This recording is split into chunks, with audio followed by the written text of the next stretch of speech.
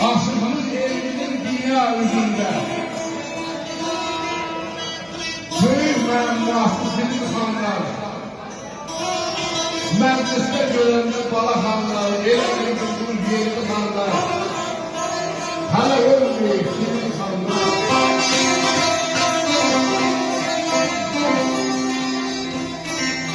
Eşki faş, ürək faş, zamal gözəl, idrası çox dərin, zamal gözəl, Şimdidə ustalar camal gözəl, səllahlar bilgisi Zilli xanlar, hələ ölməyib Zilli xanlar.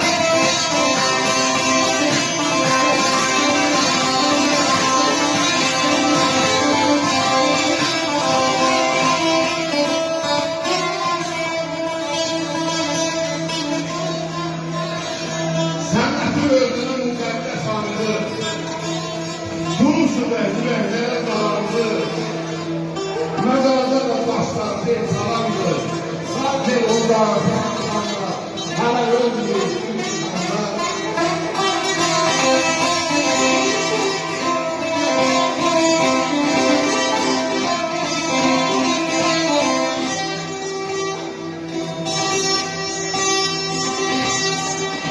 Göreceksiniz gençler halkı,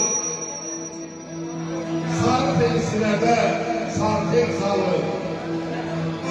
Daha gelmesin kurulmuş mahalı. Bizim Karadağ'ın vardı hanlar. Hala ölmüyor.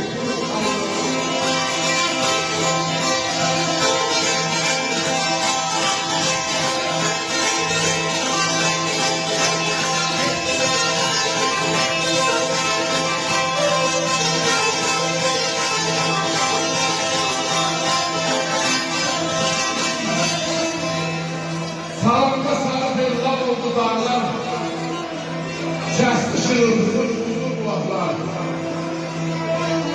Mizraplar ondan bunlarına dağlar, bütün şairler, şehir kanlar, hala ölmüyor kardeş. Büyük hanlar,